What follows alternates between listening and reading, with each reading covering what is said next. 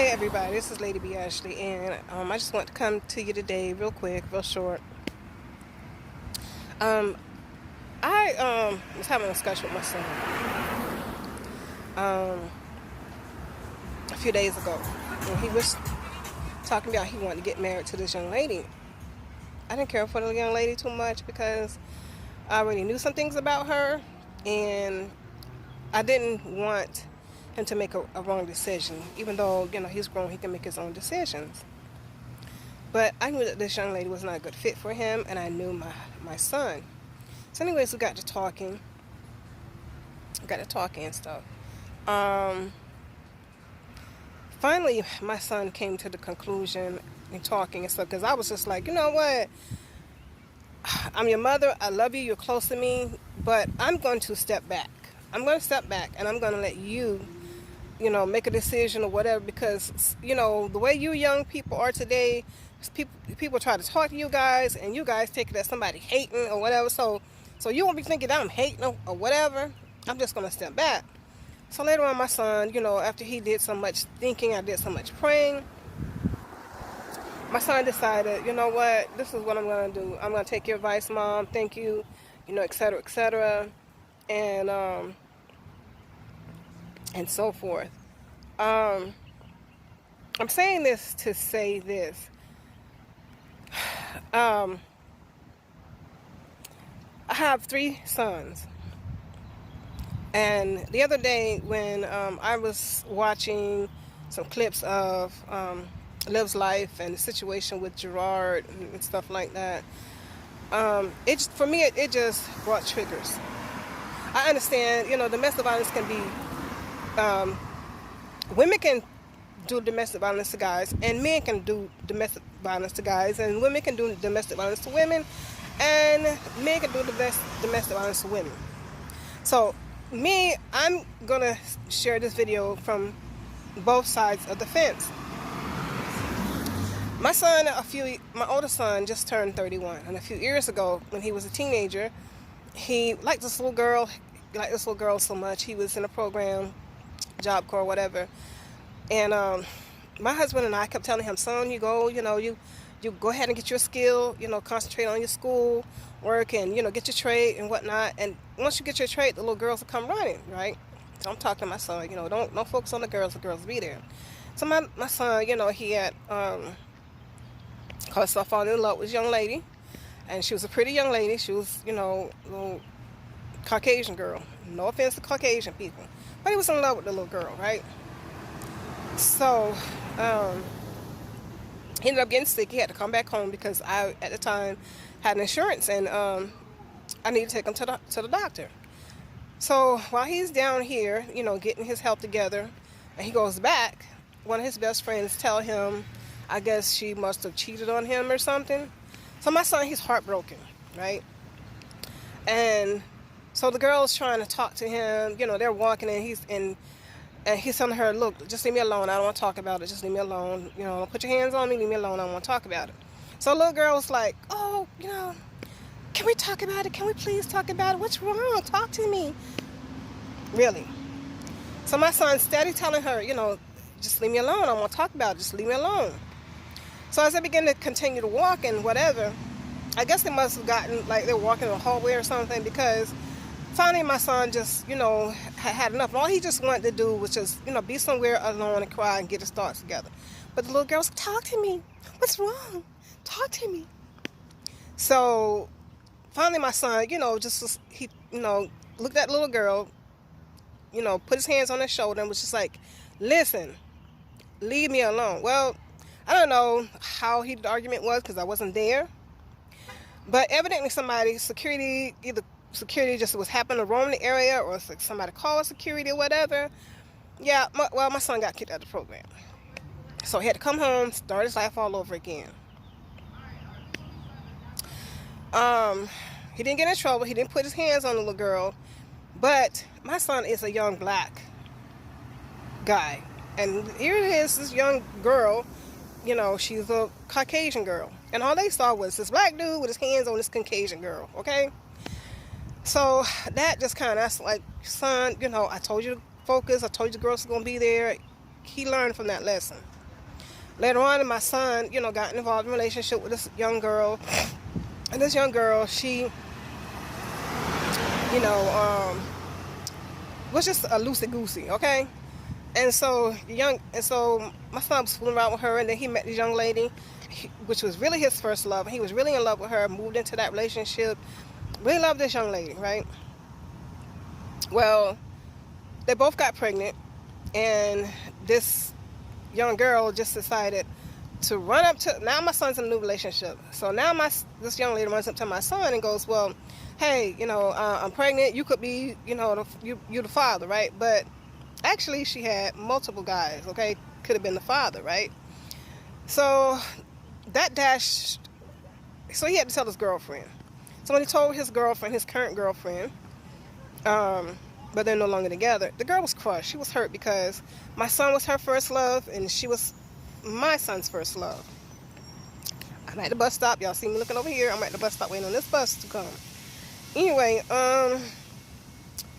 long story short, it just, made a mess of things. When that young lady's baby was born, her baby was born first, I tried to, I was like, well, my son was there, could be, could not be, tried to bond with him. Well, come to find out, young girl did have several guys, and the young girl did not want to get a DNA test. Go figure.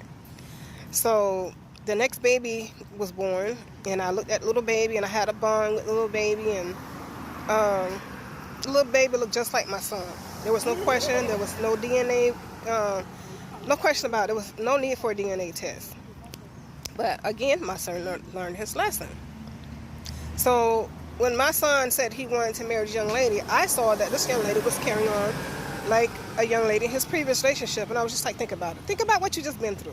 Because I don't want to go through that, having questions about, is this my grandchild, is not my grandchild, or having, grandchildren. I got a grandbaby over here, I got a grandbaby over there, come on.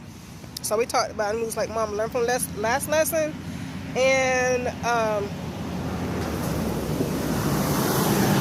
anyway, I don't want to have any more children out of wedlock. So I'm taking all precautions so I don't do that again. So I was very happy with young man.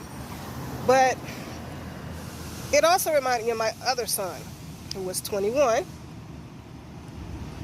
And I remember when this young man, he was a teenager, he decided he didn't want to stay home with me, abide by my rules and regulations, that he decided, well, I'm going to move out with you and move with my sister. I was like, okay, cool, dude, you do you.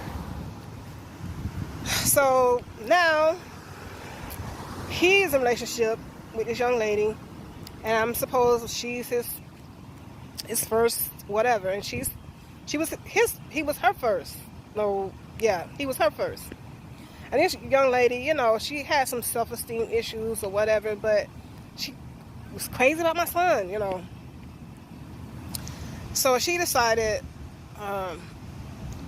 she would take my son away, from his living with his sister, because my sons have always had close relationships with their sisters and with their mother.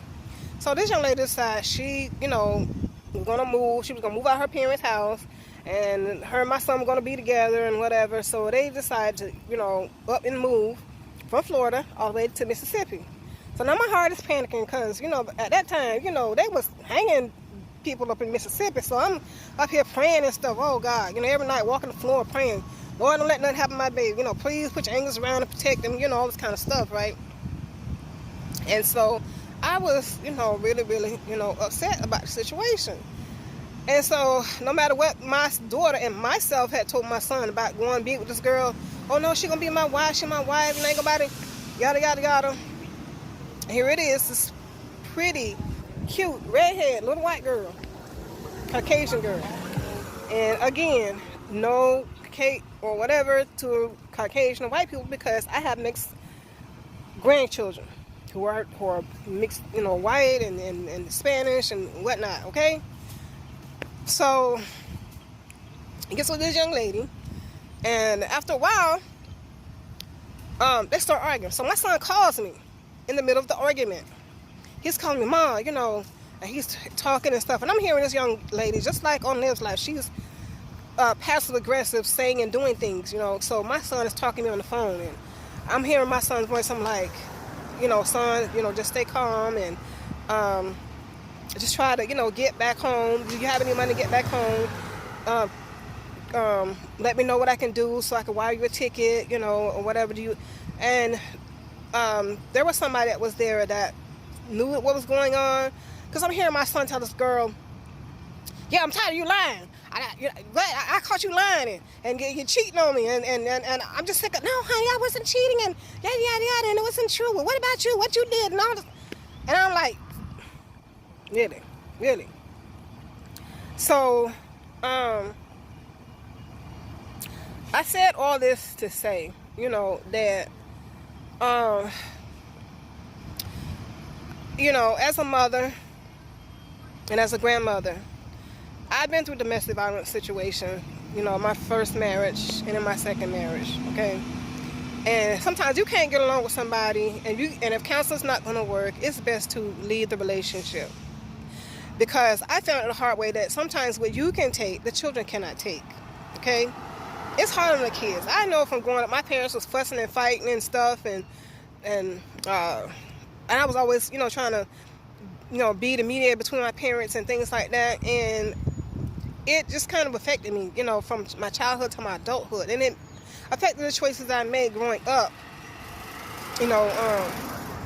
because for some girls, their first love is their daddy.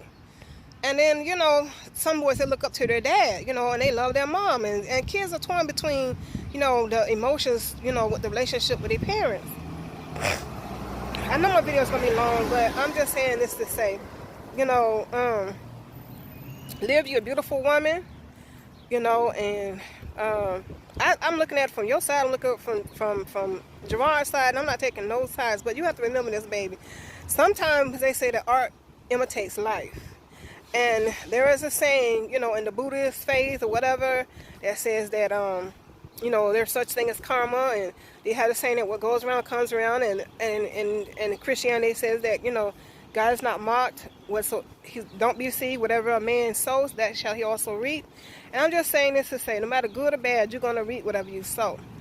You are the mother of one son, okay? I'm the mother of 3 sons. You have the mother of 1 son, 1 black young man.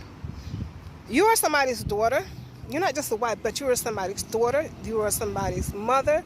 You are somebody's sister. You're somebody's cousin. You're somebody's friend. Somewhere you got a friend. And I'm saying this also. Gerard is somebody's son. Gerard is somebody's father. He is the father of your children. He is somebody's brother. He's somebody's cousin. He's somebody's friend. And y'all are in Florida. And domestic violence, they take it seriously. I know from experience. And even if you didn't want to press charges, you have to remember that people that are watching your videos, they're just not just the young people that just boost you up. Yeah, Lynn, we love you. We're there for you. You have mandated reporters watching your videos. People that's working with DCF. And in Florida, they don't play about domestic violence. You could end up losing custody of your kids because DCF get a hold to this information, and they see it as, you know what, she's neglectful as a mother. And we're going to charge her with failure to protect because she knew or should have known that this relationship is unhealthy. So since she can't provide a healthy, stable environment for those children, we'll do it. We'll remove the children because we feel that the children are unsafe. I'm saying this because I've been there, done that. And you don't want to have to, go to parenting class and get a restraining order against your husband or divorce him just to prove to Department of Children and Family that you value the relationship of your children more than you value the relationship of your marriage. I hope that you guys can work it out. I hope that you guys go to counseling. I hope that you guys, can seek spiritual advice, seek, whatever advice you need to do. But you have to also realize that you have 1 son, and you have to realize that you also have 2 daughters. You wouldn't want anybody to do that to your daughters. You wouldn't want anybody to do that to your son. You wouldn't want anybody to take your one and only son away from you, way to some other state or country, whatever. And this young girl do the same thing that you're doing. Just take your son up and through there. Push your son buttons. That cause him to say stuff. Be doing all kind of stuff. And then this little girl, probably got 2 or 3 brothers or whatever that don't play that, and then they beat up your son real bad, or they shoot him, or she put him in jail under some false charges or whatever. Don't do that. It's content out there, Liv. When people start watching, they was watching you because the food halls and, the way you were taking care of your kids, and you have beautiful children. I want to see you prosper. I don't want to, see, your marriage fail or put on your downfall. But if the marriage is toxic, it will have an effect on those children. Just, think about it. I know, I know, for a fact, like I told my son, don't marry that, don't marry that young lady, because the young lady was unstable. I knew, that I didn't want my son in Florida. They don't play about domestic violence, and I didn't want my son to lose his job, to lose his life. So, I'm not criticizing you, I'm not downing you. I just want you to take into consideration the safety, the emotional well-being and care of your children, because your children love both of you and they need both of you. But if the relationship is not healthy, what good is it do? What good is it going to do? Stay there, and it's going to affect your children. But anyway, what do I know? I'm an older woman just rambling off, but I've been there. I know what it's like. So I pray prosperity. I pray peace. I wish you guys the best. If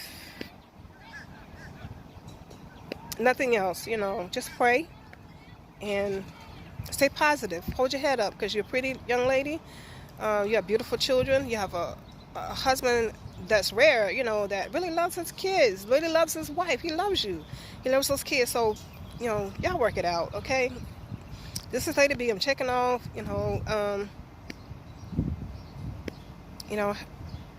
just stay positive and pray and talk things out. And some things you just really don't need to put on social media, because they're gonna bite you in the butt. You don't like what the reactors say sometimes, but sometimes we see things ahead and we try to get you guys kind of think about some of the things y'all saying y'all do. Anyway, love you guys. This wasn't just for Olivia. This was for any young lady that's out there that is going through domestic violence or experiencing it, or have a safety plan, get counseling. Anyway, call the domestic violence 1-800 number. They have shelters. They have different outreaches, advocates, and things like that. So this is Lady B signing off. I got things to do. I'll talk to you guys later. Bye.